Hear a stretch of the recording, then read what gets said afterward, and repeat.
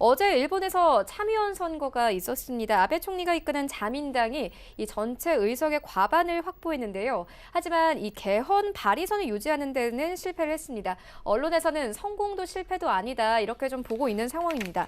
하지만 이런 선거 결과에 관계없이 한일 갈등은 오히려 장기전이 될 것이라는 전망 나오고 있는데요. 한일 갈등 상황 어떻게 보고 계십니까? 네, 저도 장기전으로 될 가능성이 높다고 봅니다. 물론 저 개인적인 생각이고, 제가 증권시장에 대해서는 조금 명함을 내밀고 아는 척은 하고 있습니다만 정치에 대해서는 더 문외한입니다. 다만 미국과 중국의 무역 갈등이 단순히 무역 갈등이 아니라 지구촌 1인자로서의 패권 다툼의 성격이 강하다는 말씀을 전해드렸습니다. 자, 한국과 일본의 이 경제 전쟁, 수출 규제 완화 또한 일시적인 즉흥적인 조치라고 보지 않습니다. 상당한 준비와 심사숙고 끝에 아베가 칼을 빼들었다고 생각이 됩니다. 자, 어제 21일 날 우리나라 시간이죠. 우리나라 일본은 똑같으니까 참의원 선거가 있었습니다. 일부는 아주 압승이라고 하고 일부는 그렇죠? 실패라고 합니다. 과반수 의석은 돌파는 했지만 그렇죠? 법률을 마음대로 여당 마음대로 좌지우지할 수 있는 3분의 2의 개헌선이 불발로 그쳤기 때문에 그렇죠. 자, 그런데 과반이 넘건 안 넘던 3분의 2의 개헌 발의선이 통과가 됐던 안 됐던 그거 가지고 증시에 미치는 한일 관계에 미치는 영향이 큰 변화가 있을까요? 저는 그렇게 보지 않습니다.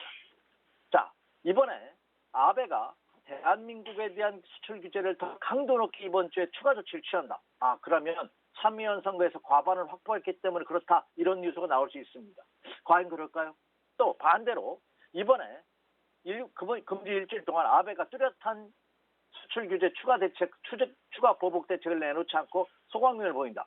그러면 아베가 참의원에서 개헌 발의선을 충족하지 못했기 때문에 좀 템포를 조절한 거죠. 이런 보도가 나올까요? 그럴 수 있습니다. 근데 그것이 주식시장에 어떤 영향을 줄까요? 한번 여러분 되짚어보실 필요가 있지 않는 생각이 듭니다.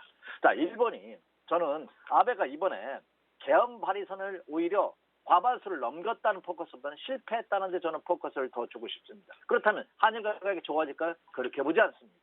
모두 언급해드린 바와 같이 한일 관계는 장기적인 시각으로 접근해야 되지 않나 생각이 됩니다. 이미 한국과 일본의 주 보스가 이미 아주 이제 타협의 여지가 없는 극단적인 선택의 길을 이미 선정하고 밀고 가고 있습니다.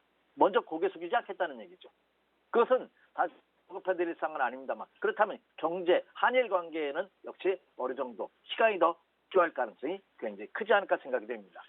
볼턴 국가안보회의인가 대표가 일본을 방한한다고 하죠. 일본에 이어서 23일 한국에 와서 1박 2일 동안 방한을 한다고 합니다. 국가안보회 의장 볼턴 의장이 국가안보회 보좌관이죠. 볼턴 보좌관이 한국과 일본을 동시에 방문을 한다고 해서 해결이 될까요? 아베는 이런 조치를 취하기 전에 트럼프하고 협상을 안 했을까요? 한번 되짚어볼 필요가 충분히 있지 않나 생각이 됩니다. 다만 소강면을 보일 가능성은 그 어느 때보다도 크지 않을까 이렇게 생각이 됩니다. 자, 그리고 한국에서는 WTO 이사회 정식 안건으로 등재를 했죠. 그래서 24일 날 WTO에서 회의를 한다고 합니다. 정식 의제로서 과연 이런 것들이 여전히 변수로 작용할 가능성이 높다. 이렇게 말씀드립니다. 다만 말씀드린 바와 같이 한일 간의 냉각관계는 좀 더 길어질 가능성이 높고 더군다나 한국에서 일본의 화이트리스트를 다음 달 중순 정도면 어느 정도 윤곽이 나타날 것으로 보이는데요. 화이트리스트에서 한국을 제외시킬 시에는 한국은 군사정보보호협정을 파괴하겠다는 말도 서슴지 하고 있습니다. 그러니까 우방관계를 끊겠다는 얘기죠. 결론적으로 말씀드립니다. 이것 또한 경제에 미치는 영향도 굉장히 크지 않을까. 정치계도 마찬가지입니다. 이런 아주 변동하는 어느 방향으로 튈지 모르는 럭비공과 같은 모습이 지금 한일 관계뿐만 아니라 지구촌 곳곳에서 나타나고 있다는 점을 직시하시기 바랍니다. 자, 그렇다면 트럼프 대통령도 이미 자기 언론 보도를 페이스북이나 언론 보도를 통해서 한국과 일본의 자기들 두 나라의 입장이지 내가 관여할 일이 아니다. 중립적인 액션을 이미 취했습니다. 한국의 문재인 대통령이 저한테 의뢰를 했는데 아베도 나한테 중재를 요청. 그때가 사겠다. 아주 너무나 이기적인 그런 발언을 서슴지 하고 있다는 점을 감안해 본다면 한일 간의 이 수출 규제로 인한 무역 갈등, 경제 전쟁은 다소 이어질 가능성이 높고 이번 기회로 인해서 전화위복이 될 것이면 틀림이 없습니다. 과연 그 충격을 어느 정도 우리가 흡수할 수 있느냐, 이것이 관건이 될 것이다. 이렇게 말씀을 드립니다.